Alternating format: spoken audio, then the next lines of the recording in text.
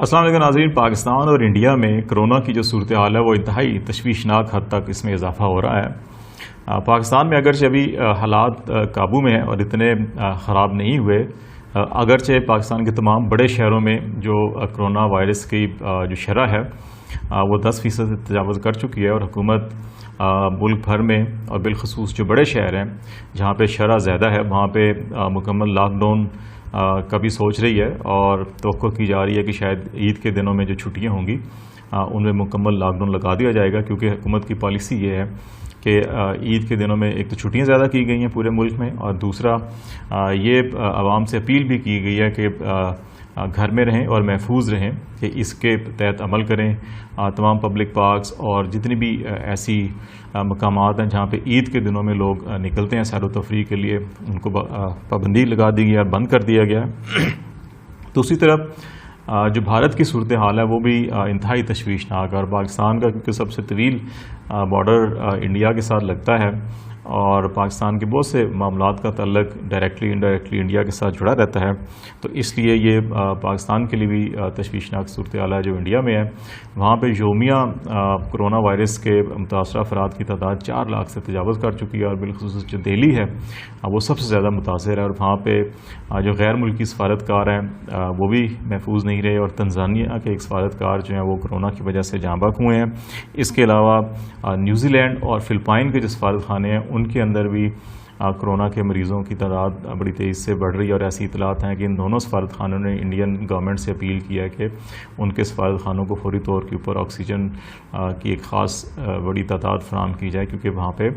Corona کے cases بڑھ رہے ہیں. بعض ممالک کے سفارتکاروں نے انڈیا کو چھوڑنا شروع کر دیا ہے. تھائی لینڈ نے ایک ایئر ایمبولینس کے ذریعے اپنا تمام سفارتی عملہ وہاں سے نکالا ہے، اور باقی جو یورپین ممالک اور باقی دنیا کے جو ممالک ہیں انہوں نے انڈیا کے ساتھ جو سفری پابندیاں ہیں وہ عائد کر رکھی ہیں، اور ابھی تک نہ تو انڈیا وہاں سے کوئی لوگ آتے ہیں نہ انڈیا سے ابھی وہاں پہ لوگ لے جائے جا رہے ہیں. اس کے لیے بھی شاید کوئی پالیسی بنے گی اسکریننگ کی، تو اس کے بعد اس پر عمل ہوگا. لیکن اس ساری صورتحال میں انڈیا کے اندر اور انٹرنیشنل میڈیا میں بھی بالخصوص مودی سرکار کو بہت زیادہ ذمہ دار ٹھہرایا جا رہا ہے. گزشتہ کچھ عرصے سے مودی گورنمنٹ کی جو پالیسیز تھیں، بالخصوص جو انڈیا میں اقلیتیں ہیں یا جو مسلمز آبادی ہے ان کے خلاف بڑی متعصبانہ پالیسی اپنائی گئی تھی. کرونا وائرس بھی جب شروع ہوا تو اس وقت بھی اس کو مسلمانوں کے ساتھ یا مسلمانوں کی عبادت گاہوں کے ساتھ، مساجد کے ساتھ یا تبلیغی جماعت کے مراکز کے ساتھ جوڑا گیا تھا، اور اس کے نتیجے میں بعض جگہوں سے تشدد کے واقعات بھی رپورٹ ہوئے تھے، اور اس قسم کی اطلاعات بھی آئی تھی کہ مسلمانوں کو تشدد کا نشانہ بنایا جا رہا ہے، یہ کہہ کر کے وہ کرونا پھیلانے کے ذمہ دار وہ ہیں. اور اس موقف یا اس بیانیوں کو ریاستی سطح پہ سپورٹ کیا جا رہا تھا. تو ایسی جو وبا کی صورتحال ہوتی ہے یا پریشان کن صورتحال ہوتی ہے، اس کے اندر ہمیں ہر قسم کے مذہب، فرقے، رنگ، نسل سے بلا تفریق ہو کر ہمیں ایک انسانیت کی بنیاد کے اوپر سوچنا چاہیے. پاکستان کے اندر بھی شروع میں اس کو خاص قسم کے مسلک، مذہب سے یا بعض چیزوں کے ساتھ جوڑنے کی کوشش کی گئی تھی، لیکن حکومت پاکستان کی اور پھر علماء اکرام کی کوششوں سے اس پہ قابو پایا گیا تھا. اور یہ یقین جانیے جو وبا کی صورتحال ہوتی ہے یا جو ایسے امراض ہوتے ہیں ان کا یہ نہیں دیکھتے کہ یہ کس قبیلے کو یا کس رنگ کو یا کس نسل کو یا کس مسلک کو یا کس مذہب کو جا کے یہ لگ رہے ہیں اور اس کو متاثر ہوں گے. اس میں ہر قسم کے لوگ، تمام مذاہب کے، تمام رنگ و نسل کے لوگ متاثر ہوتے ہیں. تو اس میں عوامی سطح کے اوپر پبلک اوپینین، رائے ہمہ بار کرنے والے بالخصوص میڈیا، سوشل میڈیا اور ایسے افراد جو پبلک کے اندر گفتگو کرتے ہیں ان کو بڑا محتاط رہنا چاہیے، اور خاص طور کے اوپر حکومتوں کو اس کے اوپر بڑا احتیاط رکھنی چاہیے کہ اگر اس کو اس وقت تفریق پیدا کی جائے یا تفرقہ پیدا کیا جائے تو اس کا نتیجہ وہی ہوتا ہے کہ جو انڈیا میں ہم دیکھ رہے ہیں کہ پہلے وہاں پہ مسلمانوں کی عبادت گاہوں پہ حملے ہوئے، مسلمانوں پر حملے ہوئے، ان پر تشدد کے واقعات ہوئے. جب کرونا کی شدت وہاں بہت زیادہ پیدا ہو گئی، اور اب وہاں پہ حالت یہ ہو گئی ہے کہ شمشان گھاٹ کے اندر ان کی جو آخری رسومات ہیں اس کے لیے جگہ نہیں ہے. لوگوں کی میتیں جو ہیں، ڈیڈ باڈیز، وہ سڑکوں پہ لاوارسوں کی طرح پڑی ہوئی ہیں. ہاسپٹلس کے اندر بیڈ جو ہیں دستیاب نہیں ہیں، آکسیجن دستیاب نہیں ہے. لوگ جو ہے وہ آکسیجن اور بیڈ کے حصول کے لیے جو ہے کہ وہ اس وقت کرنسی یا جو زیورات کی وقت ہے وہ بہت کم ہو گیا، اور کہتے ہیں جی انڈیا کے اندر اس وقت جو کرنسی ہے وہ آکسیجن ہی ہے. جیسے میں نے کہا کہ سفارتکار جو ہیں کہ وہ بھی ان کی گورنمنٹ کو ریکویسٹ کریں جی ان کو آکسیجن فراہم کی جائے. تو ایسی صورتحال کے اندر پھر اب جو ہے کہ یہ ریئلائزیشن اب وہاں پہ ریاستی اداروں کو انڈیا کے اندر ہوئی ہے. اب یہ خبریں بھی آ رہی ہیں اور اس قسم کی ویڈیوز بھی سامنے آ رہی ہیں جہاں پہ وہی پولیس جو مسلمانوں پہ تشدد کرتی تھی, جو مساجد پہ حملے کرتے تھے لوگ, وہ اب مساجد میں جا کے دعاؤں کی اپیل کر رہے ہیں. وہ مساجد جن کو